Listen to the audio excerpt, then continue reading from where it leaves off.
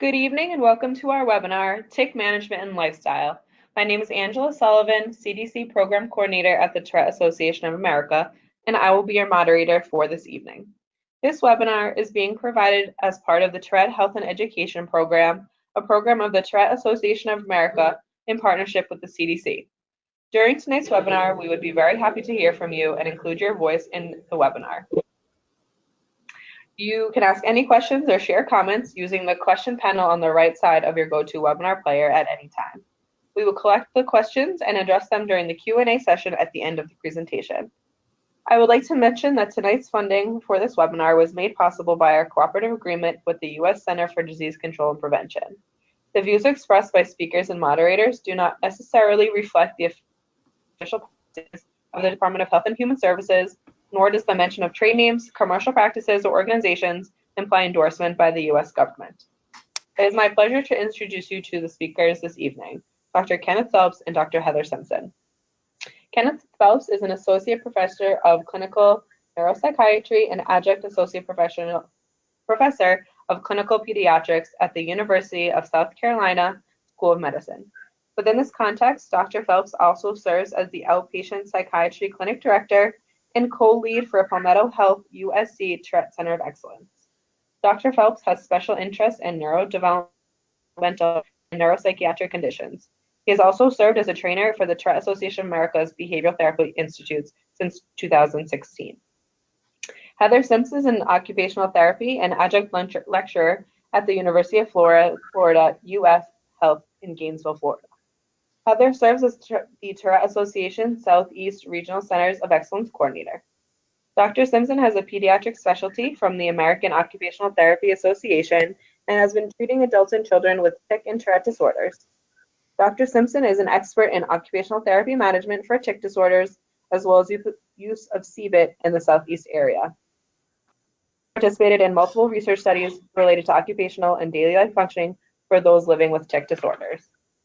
Without further ado, Heather, please go ahead with your presentation. Great. Thank you, Angela. Thank you, CDC, and thank you everyone who is on this conference right now. We appreciate you taking time out of your busy schedule to jump in for Tic Management Lifestyle. So Dr. Phelps and I are really happy that you're here. I do just want to go ahead and get started and state our objectives, and our goals for tonight is just discuss our thoughts on the 4 components that are needed for Tic Management Lifestyle. We want to define the role of how our environment, which we are living in, which we explore every day, impacts tics. And then throughout that, these 4 steps, we're going to try to give you some tips and strategies to promote management of tics without having to go above and beyond everything that you're already doing. No disclosures from either Dr. Phelps or I, as we are both parts of the Centers of Excellence here in the Southeast. So first thing, as you guys are all well aware of, and we're not going to try to tell you otherwise, that having tics and living with someone with tic disorders and Tourette's can be extremely burdensome and overwhelming, right? So we know that the studies have shown that family burden is high, especially when you start to add in those co-occurring conditions. So ADHD and OCD impact not only the person living with tics and the condition, but also the family.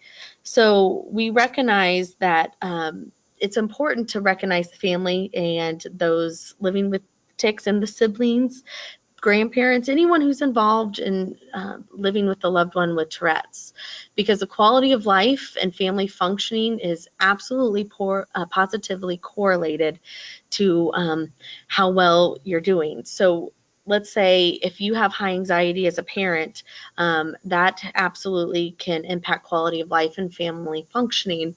So we recognize that this is not just a disorder that impacts the loved one with tics, but also the whole family. So we believe that it is important to address family stress for you as the parent, for your loved one, for your loved one's tics themselves, because that we can have secondary effects for that, and for the co-occurring conditions. So that's where we kind of came up with the idea, breaching off of research articles about a tic management lifestyle Essentially, how can we make your daily life a little bit easier and give you some tips on how to minimize tics and tic impact as much as possible without having to go to therapy every day, because we understand that not everyone has that access. So our thoughts on the tic management lifestyle, we're going to talk about it in 4 different perspectives. That we need to have adequate sleep for you and for your loved one. We need to have great self-care, recognizing that we are as important as the loved one with tics. Dr. Phelps will talk about the context and environment, so how our environment impacts tics, and then relationships. So these are the 4 core ingredients that we are going to be talking about tonight. And to start it off, I'm going to talk about sleep, which is not everyone's favorite, and myself included, knowing that we all struggle with sleep. But sleep is the golden chain that binds health in our bodies together. So this is one of the first areas we always like to talk about when someone's having a hard time with tics. And just to quote the National Sleep Foundation's, teenagers need 8 to 10 hours of sleep a night. Children, so your school age, elementary school, need 9 to 11 hours of sleep. And then us adults need 7 to 9. And I can't even begin to tell you the number of people that don't get those sleep. And if I were to ask you and you had teenagers, my guess is 8 to 10 is a laughable number because it's very, very challenging. So we know, based on the National Sleep Foundation, 50% of teens get the recommended amount of sleep. If you add in Tourette's, that makes it a much smaller number. And why this is important is as little as 1 less hour of sleep a night.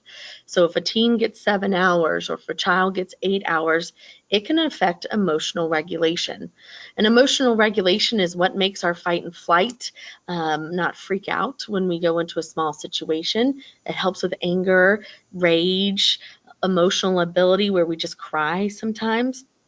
And we can all say that as adults, we can recognize how that impacts. But 1 less hour of sleep can not only affect emotional regulation, but it also impacts school. It's short-term memory and attention. So a lot of those co-occurring conditions that you see can be worsened when sleep is not there. So what we know about sleep and Tourette's is that a lot of kids and adults have difficulty falling and staying asleep, right? How often do you think they're going to bed, but then they're actually laying on their backs, or they're playing on their phones, or they're fiddling, playing with their stuffed animals? Difficulty falling asleep or waking up early in the morning is very common. We know that there's abnormal movements in sleep, so some people do tic in their sleep, some restlessness, not getting comfortable in the sheets, and even daytime sleepiness, so falling asleep in class or not being able to pay attention. And we also know that a lot of times right before bedtime, so when someone's laying in bed and trying to go to sleep, a lot of times the tics get worse then, or we get more into those anxious thoughts or those obsessions. And as we know, it worsens with age for all of us. So with that being said, I want to give you a brief overview of Dr. Allen and his colleagues' idea of what he calls the ABCs of sleeping. There are 9 tips, really 10 tips, that kind of help us make sure that if our sleep is okay, then a lot of the other things can come into place much easier. And when we talk through these ABCs of sleeping, this is designed for kids, but I really want to emphasize that it's important for us adults to also model these behaviors ourselves. If we model these positively, then it can make an impact on the kids. So the first one is having age-appropriate bedtimes and wake times. So this means we want to go to bed at the same time. If we go to bed at 8 o'clock, we're going to bed at 8 o'clock, 8:30 every night of the week. So having a consistent bedtime from the school week and the weekends absolutely helps with sleep function and emotional regulation. And that goes for the same thing, waking up first thing in the morning. So weekend might be different than the school, or maybe it's different over the summer, but studies have shown that that creates much difficulty with having healthy sleep patterns. Now, the other thing is that they recommend the children go to bed no later than 9 p.m., which I know on the weekends can be a little bit challenging. But studies have shown that if we get that 9 o'clock, go to bed around 9 o'clock and have consistent times, it improves our sleep patterns and our sleep health. Also, having a schedule and a routine.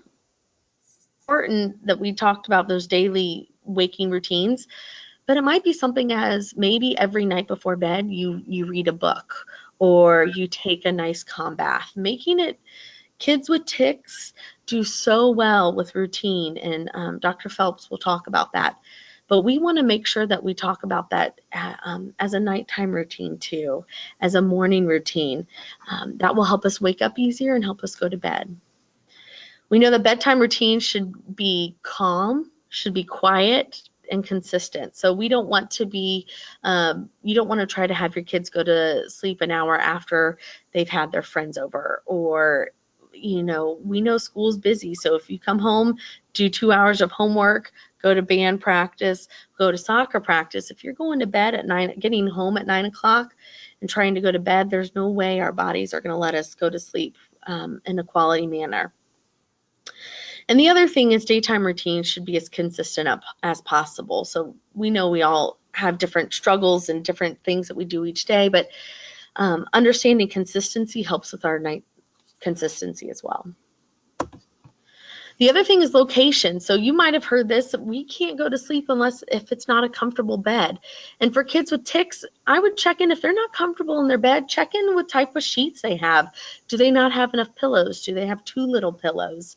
I find from an OT perspective, I see a lot of sensory hypersensitivities with the sheets. I don't like how the sheets touch me here or my feet. And it's really important to explore that with the kids, understanding that that can be a huge impact on our sleep, but also with tics. We want to make sure, this is a big point and a big thing I fight a lot in my clinic, is we want to make sure that the bedroom or wherever they're sleeping is used for sleeping and relaxation only. That means no homework in that room, no video games in that room. The more we can make our bed space feel like it's our bed space and only our bed space, the better we're going to do. And that might be creating a separate little corner for our homework, maybe a separate corner for video games. That's a big key to having a healthy sleep routine. Also, we want a dark and cool room. Now, barring anyone who's fearful of the dark, but if you're going to sleep and there's a night light on the outside on the street light, having blackout curtains can be very helpful. Decrease chaos and noise in the house as much as possible. So if you have a younger child who's going to sleep, it might be beneficial for the rest of the family to start calming down. No fights at night, no loud music, even if it helps someone else fall asleep. And there's mixed reviews on music, so I'm going to just say to each its own, see if it helps, calming music helps or not. Exercise and diet. So physical activity is recommended daily to help with sleep. And I'm going to talk about how it can help with tics, but having a physically active child, including ourselves as a physically active parent, we need our bodies to fatigue throughout the day. So making sure exercise is a part of your daily routine. We definitely want to eliminate caffeine completely, or at least limit. And some of the studies I've seen are at noon. Some of them are 4 hours before bed. That also includes chocolate. For us adults, alcohol, 4 hours prior to bed. It might help us fall asleep, but it definitely doesn't help us stay asleep. Do not go to bed hungry. So if you're fasting, maybe one thing, but if your belly's hungry, then your body's going to feel it more and have a harder time going to sleep. And then avoiding energy-rich foods. So avoiding things like citrus, beans, eggs, salmon. Those things have been shown to increase our energy. So when somebody's low on energy, nutritionists recommend those. And we certainly don't want to have those right before bed.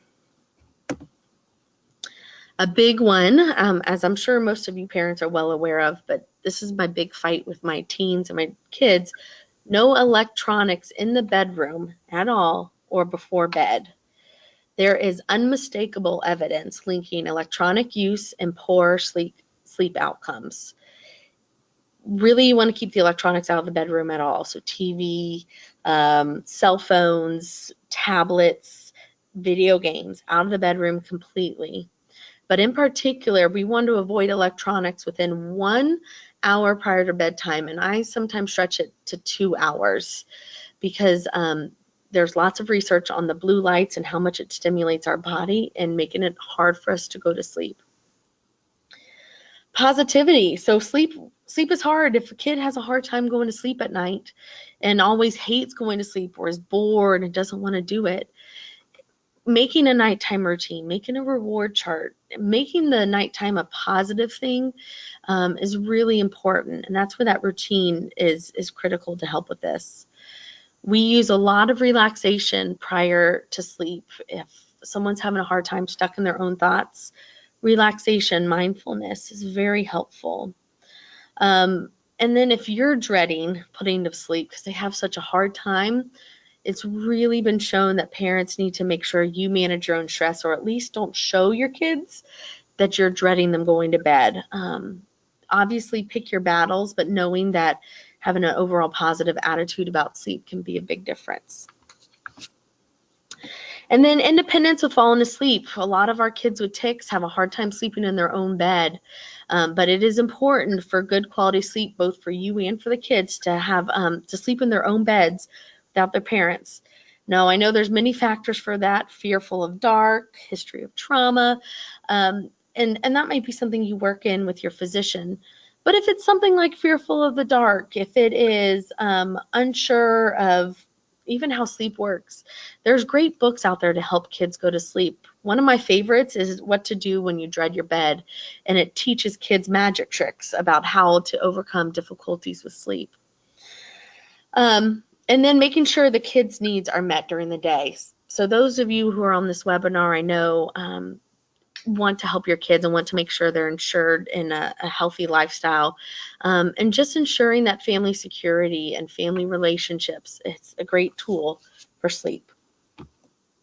So those are the ABCs of sleeping. I know that could be a whole topic within itself, but keeping in mind, if we can make our sleep better, then the kids' day is better.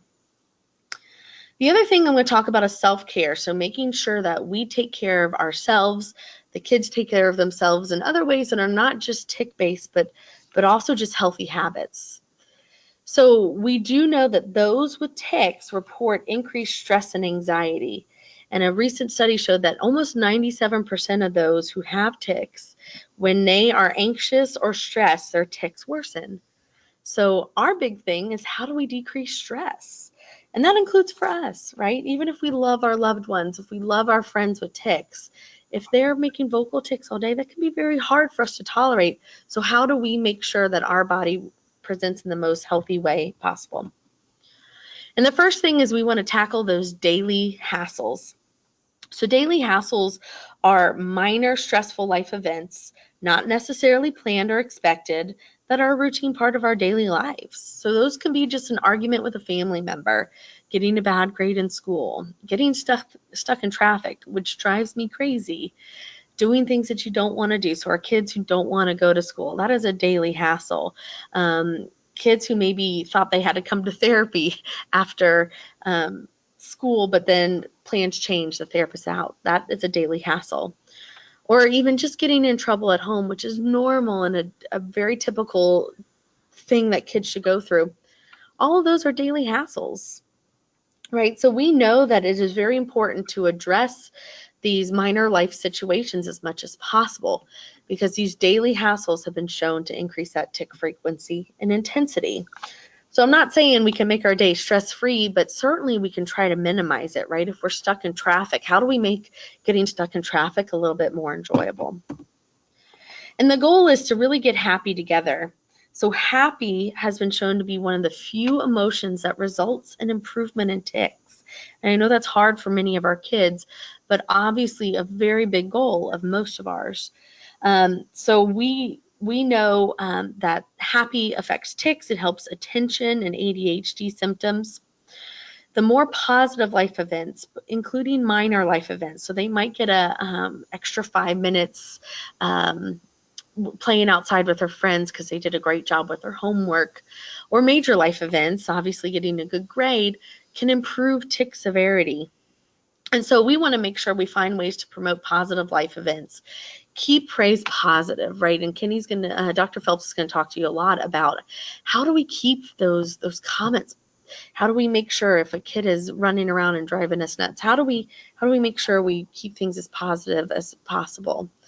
And trying to look at a glass half full approach. And that might be a lifelong battle that we each have, but understanding that this might feel like a heavy burden right now, but really look at the positive that can help us get happy. And then we're going to talk a little bit about leisures. I don't care what it is as long as it's healthy. It could be pickleball is really common here in Florida for adults, but it could just be going out and socializing with your friends. So a part of that within leisure activities, it's been highly recommended that relaxation and having that as part of your daily routine is very helpful. I'm going to talk about 3 of them, but really anything that relaxes your body in a healthy way is wonderful. So relaxation is part of that self-regulation. It improves distress and anxiety.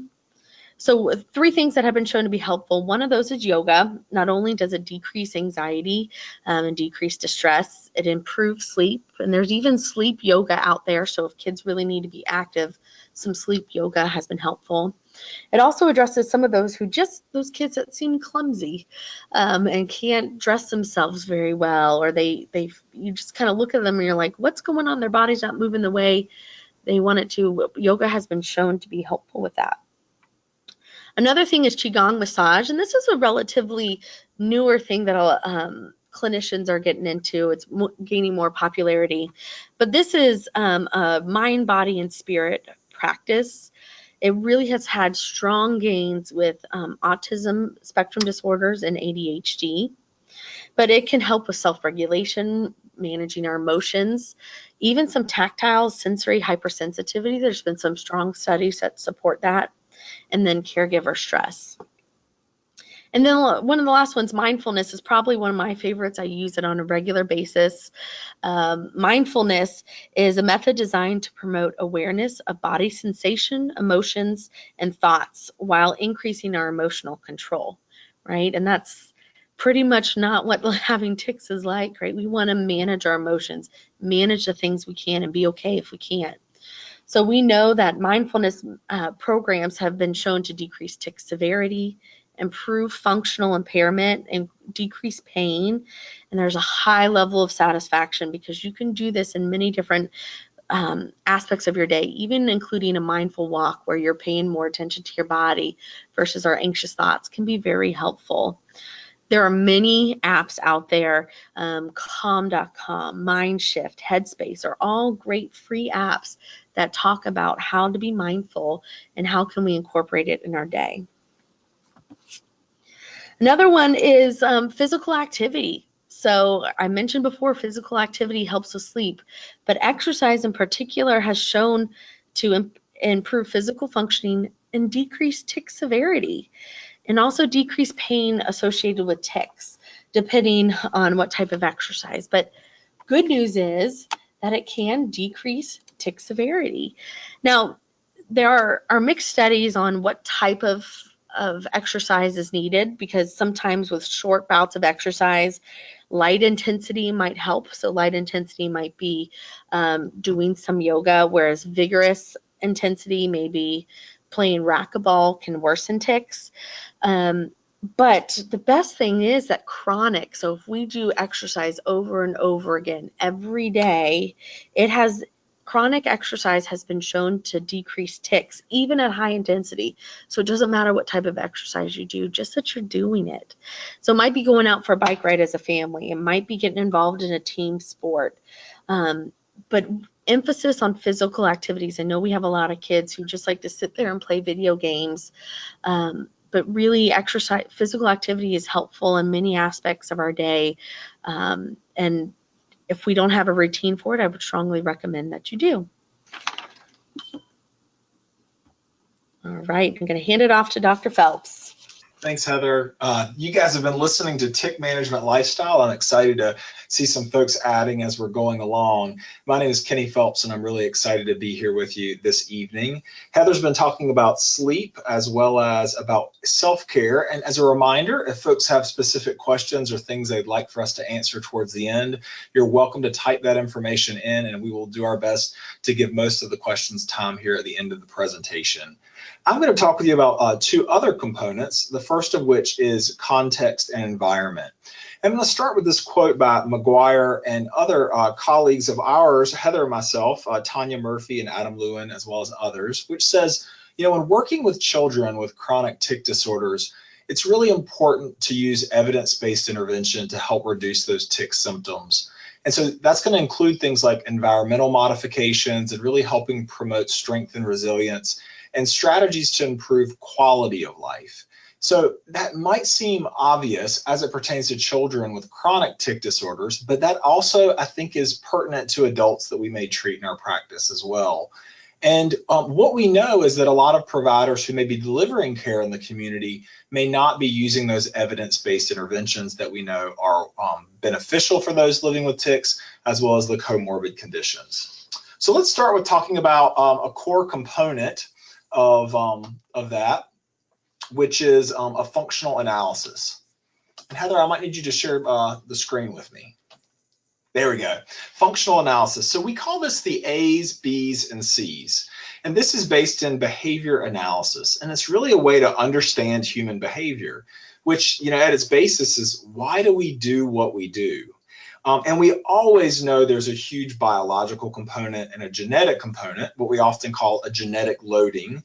But the environmental component is just as important to understand. And long ago, we abandoned the debate over nature versus nurture. And now we think of them as coexisting and interacting. So as we talk first about the antecedents and consequences, let me first define those. So antecedent means the triggers. So this is what is going to precede an observable behavior, or it could also be an internal experience. So tonight we're talking mainly about tics. So the antecedent will be things that tend to trigger and may make tics happen more often, where the consequence is something that tends to follow that tic or follow any sort of behavior. And what we know is it can either strengthen the likelihood of the behavior, or it may also weaken the likelihood of behavior. So let's go into a few examples of this. So if you see over to the left of the presentation, you'll see where it says internal and external. And we know that some of these antecedents can lie within the individual. And so one of the common ones we talk about in CBIT and treatment that we do is called the urge, or the premonitory urge. So typically for individuals who live with tics, they have a premonitory urge that precedes the tic, and a consequence of doing the tic is they get relief from that urge. We also know that there's an array of other factors that may increase tics in the research. One of these is acute stress, being in a very stressful environment, as well as things like anxiety or boredom or fatigue. A cousin, a kind of common co-occurring thing we see sometimes that operates in the body a lot like anxiety, is when we get really excited and have great anticipation. And probably, as for many of you, my children were preparing for Halloween last night. We had many other children over at the house. And there was great excitement and anticipation about what candy would be gotten and what houses we were going to go to. And certainly that kind of antecedent for a child or an adult living with Tourette's can lead to more and more of those motor and vocal tics. We also know that some of the consequences that follow a tic for an individual is being aware they're being observed, or having individuals react poorly to some of their symptoms. So one thing we're thinking about when we're doing this functional assessment of what's happening before and after tics is we're really looking closely at, is there anything we can do to make some modifications that might be calming to the neurological system, that might be less of a trigger or less of a reinforcer or an increaser of those tics after the fact. So an example of this might be that we may teach someone ways to challenge their thinking or challenge some of their anxiety. as you see over to the left. We may work with someone to learn strategies to manage the urge, or really what we're teaching them is to do a competing response while the urge may fade over time. We may teach someone to do some of the things Heather was talking about to manage their sleep hygiene that may assist with fatigue. And we may work to teach someone mindfulness or relaxation exercises to really take a close look at lessening some of that anticipatory anxiety. But all the environmental factors certainly aren't internal. Sometimes they're also external. So at the bottom here, you can see video games, television, as well as getting overheated in the summer months, or if you live in a warmer climate and children are playing outside. Certainly, as I mentioned, holidays can be something that we can see increase that anticipation or excitement. I know for many of us, we have Christmas coming up, or Hanukkah, or other holidays that might strum up excitement.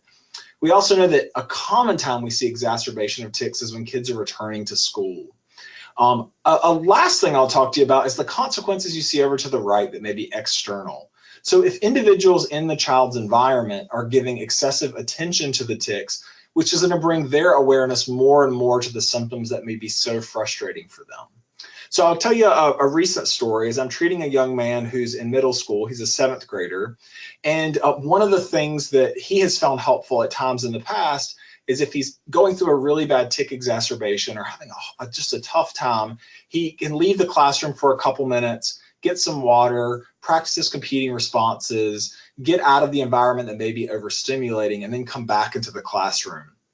But unfortunately, what was happening is that teachers began to be aware that would help him to get water. So then anytime they began noticing an increase in his tics, and a lot of attention would be provided, and statements like, do you need some water? Do you need some water? I think you may need some water would be increased. And what we know is he didn't want water, and he felt like he could manage those in the classroom as best he could. And that would also lead to an increase in those tics. So those are the environmental modifications of thinking about other strategies or other ways that we could help someone with their tics. And there are other kinds of emotions that may go along with tics, rather than providing excessive attention that may lead to more frustration for an adult or for a child as well.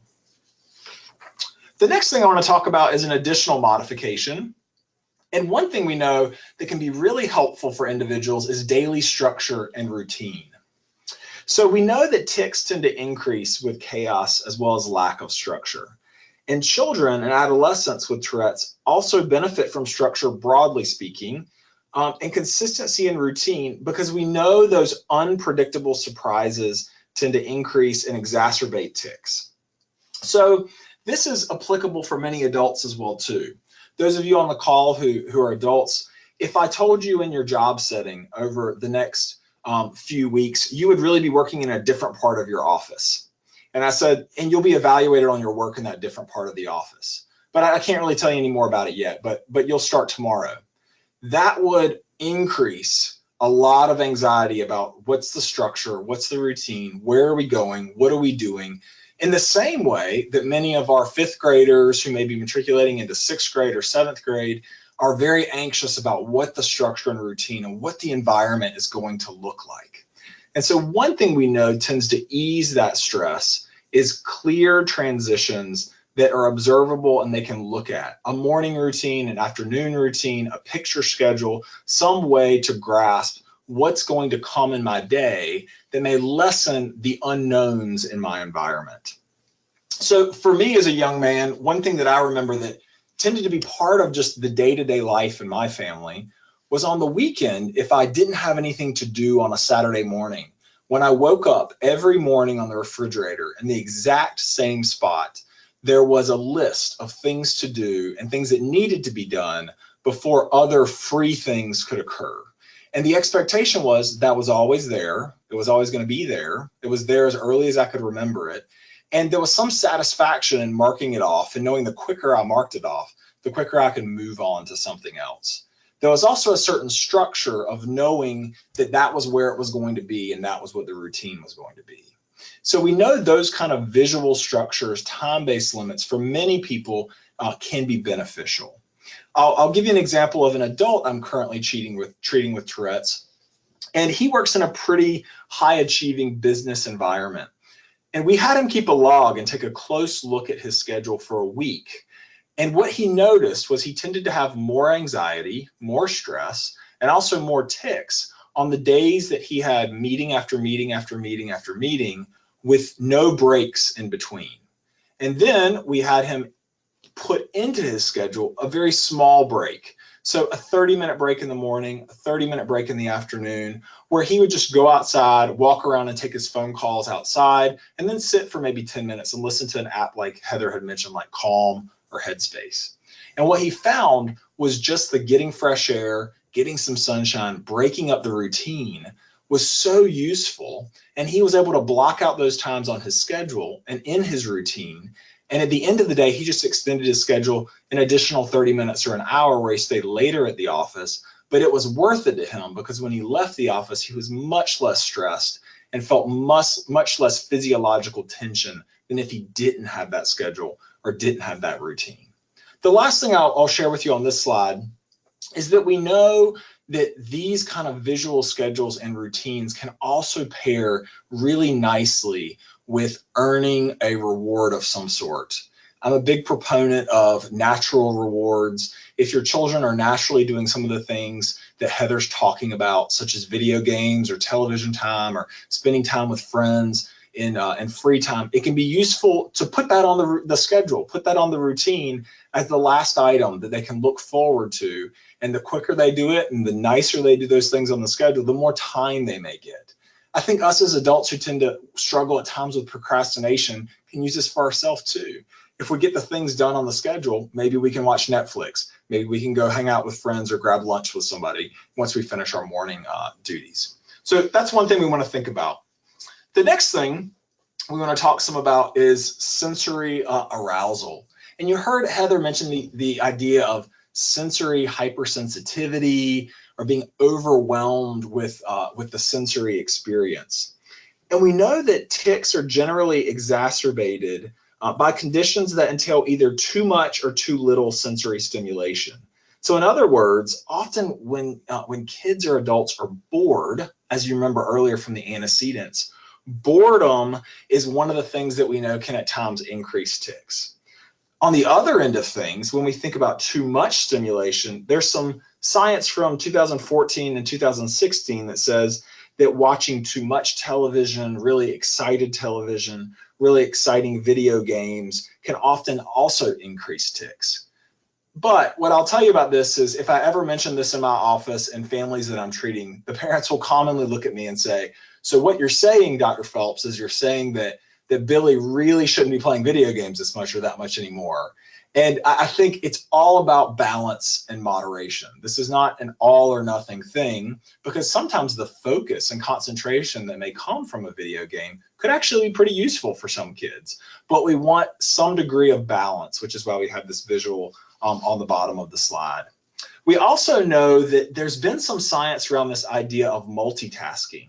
And that sometimes when individuals are juggling multiple things in their head or multiple things in their environment, that they can feel very overstimulated and encounter greater difficulties. And in the Tourette population, we believe that may also be because the comorbidity or co-occurring nature of Tourette's as well as ADHD, and how folks may struggle with their executive function or may struggle with that inner administrator that we have in our head that helps us juggle all the multiple things we may be having.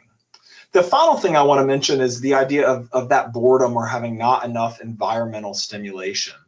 So some of the data that's out there says that this is likely to possibly distort some information processing, and individuals may shift their focus, their attention to what's called interoceptive stimuli and other goals. And what that all means is that what ends up happening is that if I'm bored in my environment, a couple things might occur. One is I might be really more aware of my body and what's happening in my body and my breathing and my tics and what's happening in my body. But I may also have some negative self-appraisal, some negative thoughts about myself in that situation. And I may be more likely to be impulsive. We've all heard stories of children who may not be challenged enough in class, or may not be engaged in the material, or we may ourselves have been in a meeting of some sort where we're not really engaged. And we drift off into our own thoughts, into our own bodily sensations, and we may feel like impulsive, like we'd rather just do something to get out of the meeting. And so we know keeping a child or an adult very engaged in a nice way is going to help them be able to manage their tics more likely than if they're not in that sort of environment. The next slide references some information about personal strength. Number 2 is new possibilities. Number 3 is relating to others. Number 4, appreciation for life. The last one you can see down there is spiritual change. And this slide is really talking to us about resilience. So there's a lot of interest in the therapeutic community in which I work about post-traumatic growth, about resilience, about strength through adversity. And what we know is that when this has been studied and looked at, what we find is that individuals often, when they're going through a medical or mental health struggle, will describe these 5 things as the things that tend to co-occur with the stress. So we know that the stress and the depression and the anxiety can be high, but also for some individuals, these factors can co-occur in a pretty high way. So here are some quotes where individuals have said, I'm not who I was, I'm stronger than I imagined. If I live through this, I can live through anything. We know that individuals connect with other people in the way they wouldn't. The number of essays I read from medical students who say the reason for which they're going into residency programs is because they've lost someone by suicide, or their brother suffered with Tourette's, or someone in their family struggled in a way with some condition is very high. And that's because going through something like an illness can improve and release new possibilities. And I think the role of the Youth Ambassador program through the Tourette Association is one example of that, where young people can find a way to have a voice in their communities and a voice for their condition. The last 2 is an appreciation of things in life. When you've gone through some of the greatest struggles, as many of you have or your children have, you get a sense of what's most important in life, and you tend to value the small things, like those who haven't gone through those things may not be as aware of. So I put some examples on here, but if you haven't been able to go out on the beach for a while, you haven't been able to go on a walk in certain areas of town, and you now can, there's a different appreciation for being in public, for feeling the sun, for tasting chocolate, and for time periods when tics are less than what they were. I'm treating a young girl with OCD right now that was really debilitating, and her symptoms have now improved. And she said to me the other day as she was leaving my office, she said, it really is so surprising to me that, you know, a couple months ago, I couldn't even walk into your office because of how fearful I was. And now look at me coming and going. And there was a greater appreciation for her just coming and going. And that's what we're looking for to build upon for our youth and for ourselves. And the last piece here is spiritual change. So individuals will describe a greater purpose or meaning or a reliance on whatever their own spiritual power may be to try to clarify those why is this happening questions that cause us to really struggle with meaning making, but can lead us stronger on the other side of things, though may it feel impossible in the moment. The last couple of slides I want to talk to you about focus on relationships. And I love this quote that a successful relationship requires falling in love many times, always with the same person. And so I think that really is what long-term marriages and relationships are built on. And this isn't just pertinent to marriage. I think it's really pertinent to many relationships, is that as I think about holding my own children when they were babies and then when they're toddlers and now as they're school-age children, I think, you know, I've fallen in love with them in so many different ways. I myself have been my wife about 20 years. And so I think about who we were and who we are. And much of when we talk about relationships is trying to just recapture the new parts of ourselves and trying to be close in those moments. We also know that one of the most significant parts of life is relationships. If you talk to people at the end of their life, when that's been looked at in research or just anecdotal experience any of you have had, what we know is that people talk about their relationships. They talk about the closeness they have in their life. So the next slide goes into talking about a couple of concepts we use. The first of which you see on the left is the individuals operate within a system. So we use the idea of a baby mobile, meaning that we're interconnected.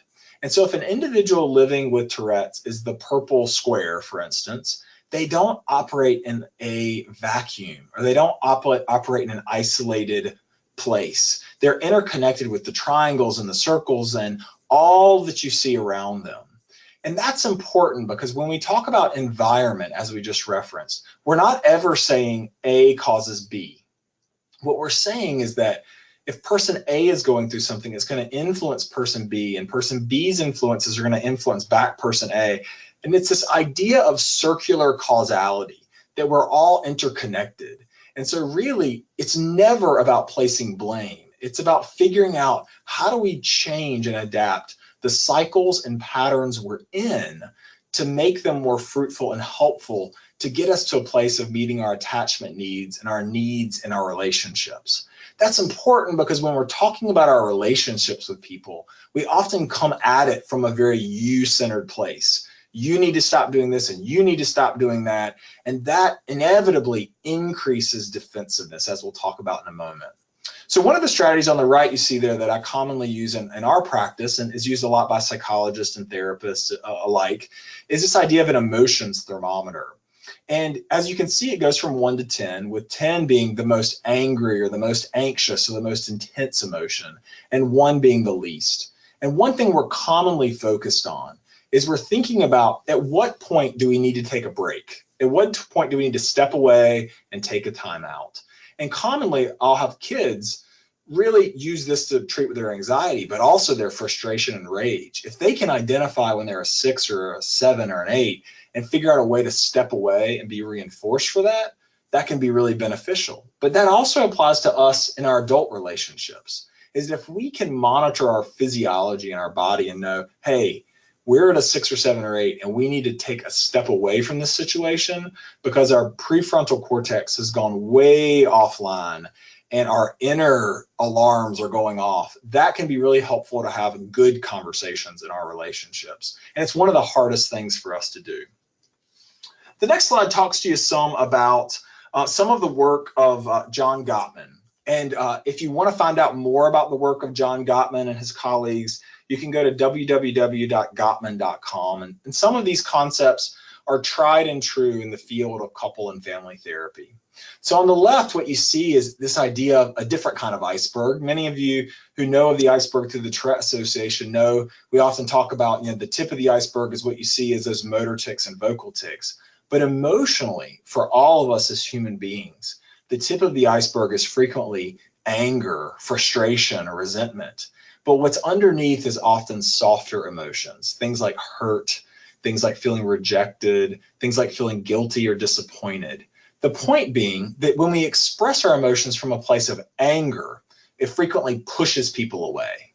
But if we talk about feeling hurt or nervous or sad or overwhelmed, it often pulls people closer. And on the right, some of the other concepts talked about by John Gottman in his long-standing longitudinal research was the idea of what he calls the 4 horsemen of the apocalypse, or the 4 really problematic things in our relationships. And what he's found is in marital relationships that if you see these things frequently and intensely early in a relationship, they've been linked long-term to poor outcomes, meaning divorce or separation or dissatisfaction in a relationship. The 4, as I mentioned a couple earlier, criticism, you-based comments, contempt, attacking a person's sense of self, defensiveness, victimizing yourself or reversing the blame, saying something like, well, yeah, I did this, but you, and then stonewalling, which is more withdrawing, or when someone's trying to have a conversation with you, saying, yeah, okay, yeah, sure, and shutting down the conversation. That when we see those in very high doses, it can be very concerning for a relationship. And the things you can see on the right are some of the antidotes to these. There are many books by John Gottman that I would draw your attention to on Amazon. Any of the ones would probably reference these and talk a lot about the ways to build a healthy relationship with your partner or spouse. And certainly they have applicability with your children as well. So our last slide here, focused on relationships, talks about some general parenting-based strategies, but this also, as I've mentioned, has great applicability to us in our adult relationships. So we know that focusing on developing a culture of appreciation is so important. If you think about what are all of our core needs are to feel seen and feel heard and to feel valued. All of us want to be noticed on some level. And we can do that in a lot of different ways. Sometimes we can lose the purpose of something up on the right, like a behavior chart, because it's so cumbersome or intensive, or we can't do it consistently. But really the intention of a praise verbally, a behavior chart, or a schedule where there's a reward at the end is not just to get a reward, it's to notice someone. It's to acknowledge someone, and it's to say, you know, you're important not just from what you do, but for the fact of who you are. So what we want to do is decrease superlatives. We want to decrease saying awesome, wonderful, super, amazing, and we want to give very specific praises to our loved ones. So an example is if you walk through the door and your partner or your spouse has made a wonderful dinner, to say, wow, it smells incredible in here. Thank you so much for making dinner this evening. It's specific and it's labeled. If your child worked really hard studying, and even though they still brought home a C, if you said, you know, I really noticed the effort you put in. You know, you really looked over that stuff over and over again. And I know that hasn't been the easiest thing for you. It's specific and it's labeled. And we might need to do that enthusiastically and over the top for younger kids. But when our kids get to be older, school age and teenagers, we sometimes need to give what I call drive-by praises. Quick, walking past, pat on the back, attaboys that are still specific, but aren't over the top, because frequently they don't want all that attention focused on their accomplishments, but they definitely still want to be noticed. On the other side of that, we're often trying to decrease comments on those mild annoyances. So an example using an adolescent is rolling of one's eyes. There's a time at which it may be important to comment upon that, but there's another time where you pick your battles and you let it go and you pay attention to the broader behavior that may be going on. So the thing you see down there at the bottom that says 5 to 1 focuses on the idea that comes out of Gottman's research, that what we know is that 5 acknowledgments, 5 praises, 5 times when we sit down with someone and have a heart-to-heart talk with them are necessary for every 1 corrective feedback that we give. That's the equation we strive, because we all work a lot like flowers, and that it's like watering whatever we're doing. Whatever we focus on will grow. So if we're giving a lot of our attention to problematic behaviors, we're going to see a lot more of those problematic behaviors. The last sort of metaphor I'll give you is the idea of a piggy bank or a checkbook. And what that means is basically if you put deposits in, you know, you're going to have a pretty full bank account. You're going to have a pretty strong relationship. But you withdraw or you take out those things, then you're going to quickly go into a deficit model. And that's going to be very problematic when you ask or need something. So a couple books I'll mention before we open it up for questions. There's a couple really great parenting books for children and teenagers. One is The Everyday Parenting Toolkit by Alan Kasdan. Alan Kasdan does a lot of writing, K-A-Z-D-I-N, about parenting, is one of the most widely known experts who does this kind of work based in behavioral-based techniques. And the other of which might be more appropriate for younger children, but it's called Calmer, Easier, Happier Parenting by Noelle Janice Norton. And both of these provide very concrete strategies for families to help their children feel seen and heard and valued. So we'll open it up for questions. On the next slide, you'll see contact information for myself and Heather, and I'll turn it back over to our moderator, Angela, to see if anybody had anything in particular they'd like Heather or myself to speak to. Thank you both so much for a great webinar. And now, like Dr. Phelps said, we're going to begin the question and answer period. If you guys submitted some questions, we're going to go through those. And as a reminder, you can still submit your questions through the question pane in your control panel, as we're answering some of the ones that were already submitted. If we are unable to get to everyone's questions, or if you would like more information about a question that you submitted, here at the Tourette Association, we have full-time information and referral staff who can answer your questions as well by emailing support@tourette.org or calling 1-888-4-TOURETTE, T-O-U-R-E-T. So Dr. Phelps and Heather, we have 3 questions. We have a few more. So I will start with the first one. So this question is, any recommendations for at-home yoga for tweens or teens, or yoga geared towards people with TS or comorbid conditions? This woman has found most yoga on YouTube is geared for younger kids or adults. So do either of you have any suggestions? Yeah, you know, I typically try to find, for my teens, I'm recommending more adult-based yoga or group yoga. So I know like here in town, we have some centers that offer group yoga where they can do it with their friends, and even partner yoga, which tends to be more enjoyable for my teens. There are a whole bunch of fabulous books and cards that are definitely geared for kids, but I find that I typically recommend more group yoga and more social interaction for the teens. Kenny, I'm not sure if there's any book in particular you recommend, but I'm using the phone, I'm using the apps for my teens, whatever I can get them to engage in. And I have one app on my phone that I recommend quite a bit, and I have to find the name of it because I don't recall. Yeah, there are a couple good apps that don't spring to mind immediately, but what I've had a couple families do that I thought was just really clever was that they contacted yoga instructors, because commonly they will be more than willing to schedule a separate session or to come to your house or talk with your family. Or, as you mentioned, one of the families I'm thinking about, they did have almost like a birthday party centered around like a spa day for the teenager. And so they got their fingernails done and pedicure, manicure, and then they went and actually had like a private yoga session and kind of were able to adapt it in those private sessions to what was most beneficial for their child or what was most beneficial for their family.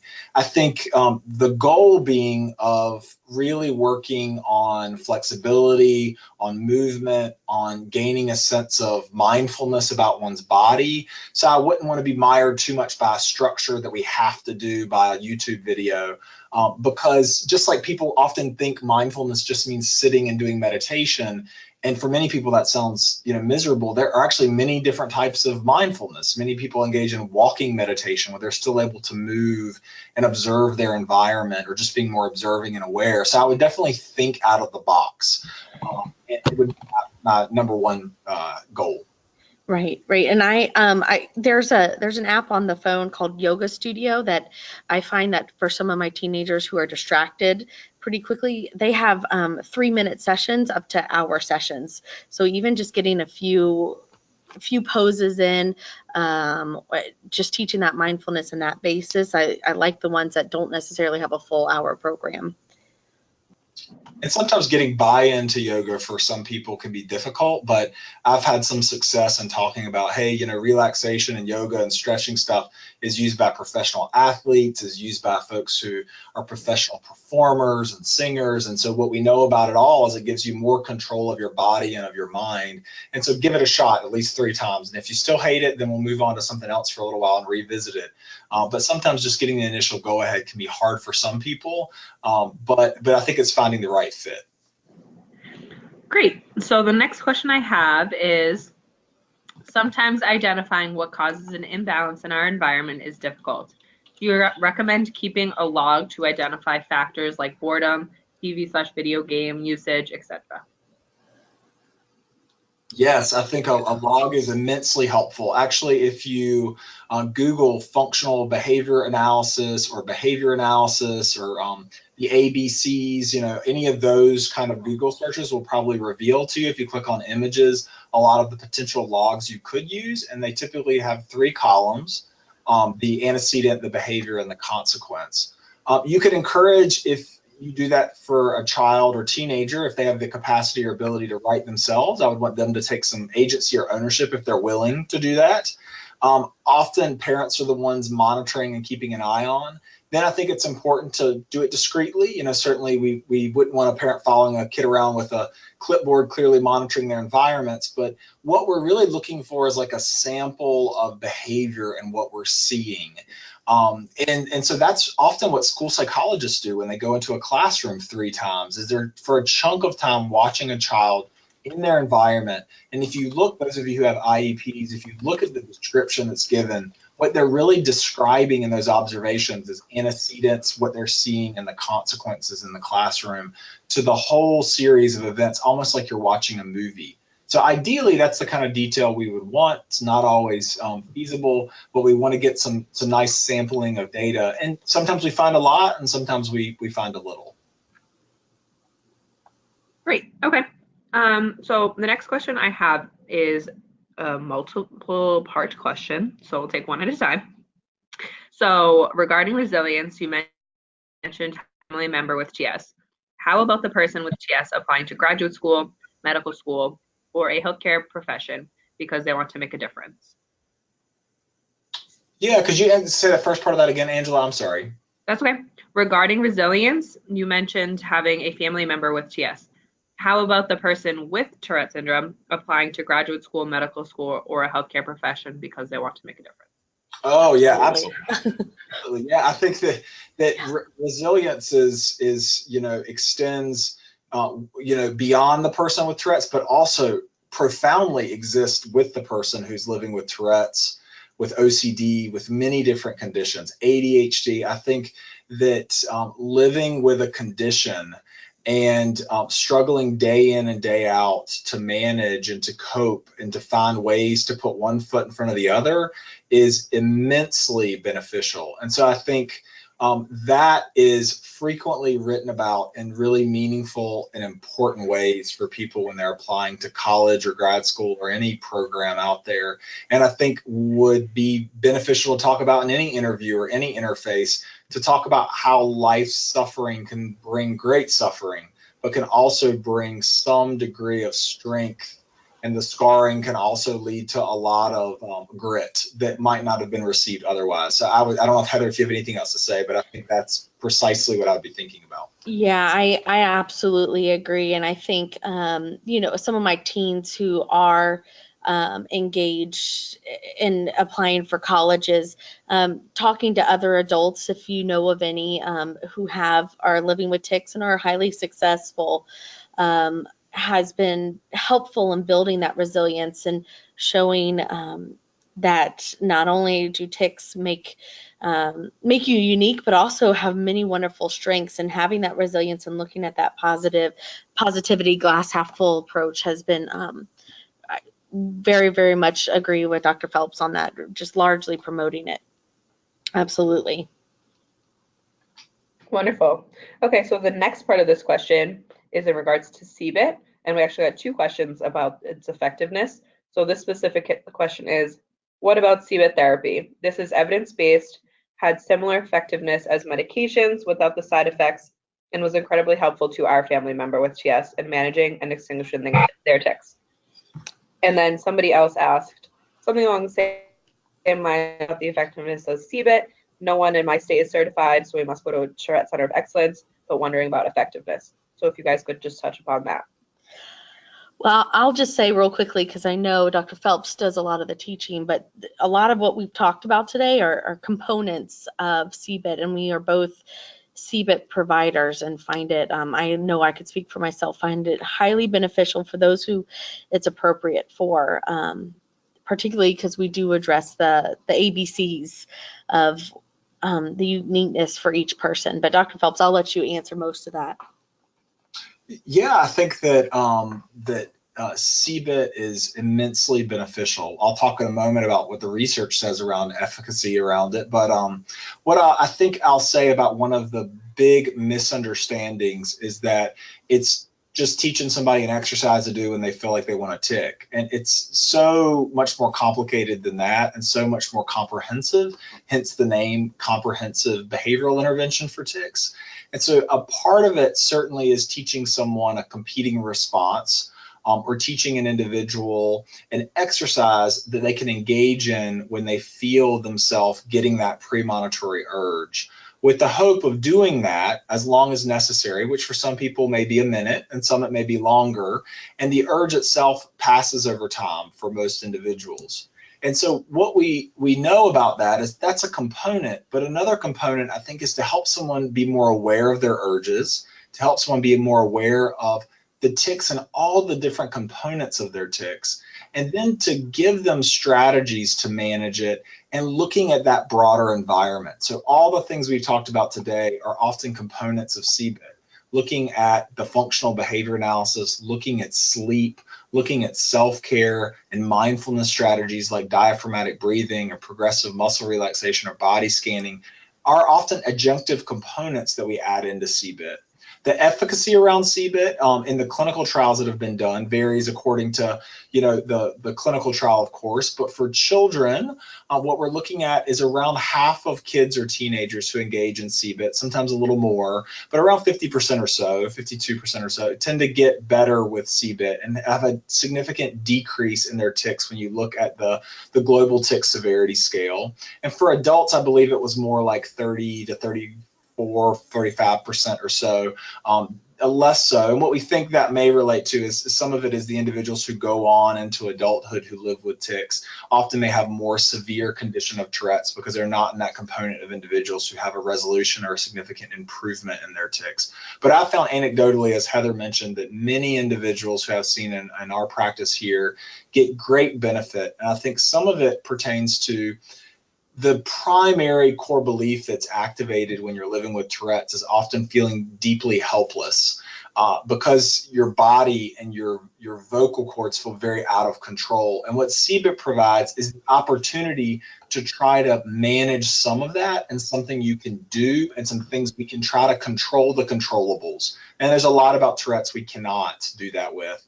But when an individual themselves are very bothered by their tics, we would use CBIT. If an individual says, on that scale of 1 to 10 of how much I'm bothered, I give it a 1 or a 2, we're generally not doing CBIT in those situations. We're using CBIT for those individuals who say, my tics feel like a 6, a 7, a 8, a 9, a 10. They're really functionally impairing, and I want some help to try to manage these conditions.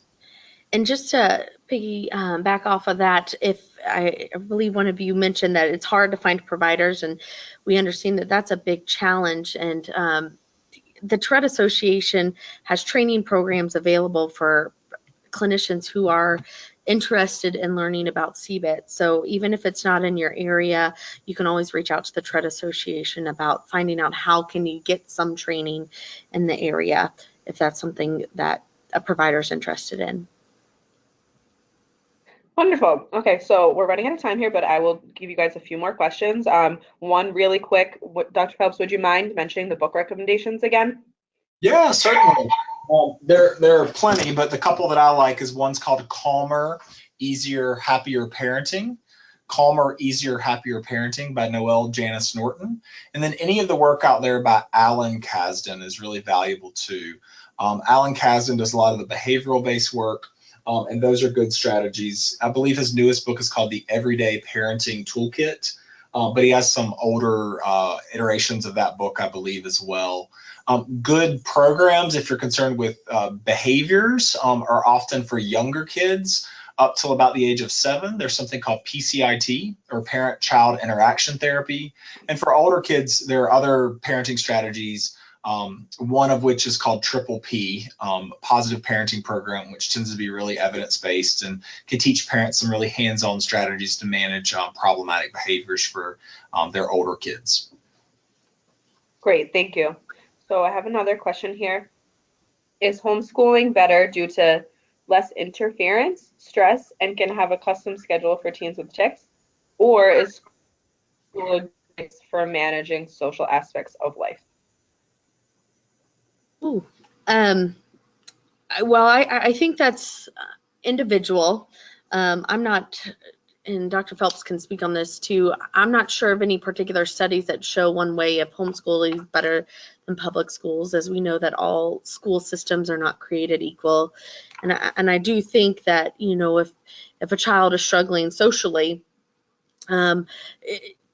getting into school is a wonderful way to do that, and having those homeschool activities with other social environments is great.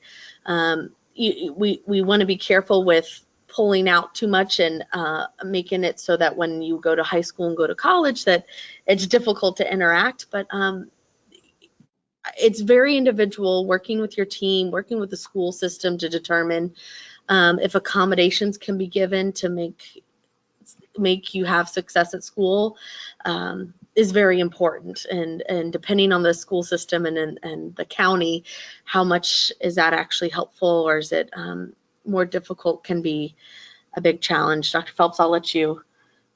go from there.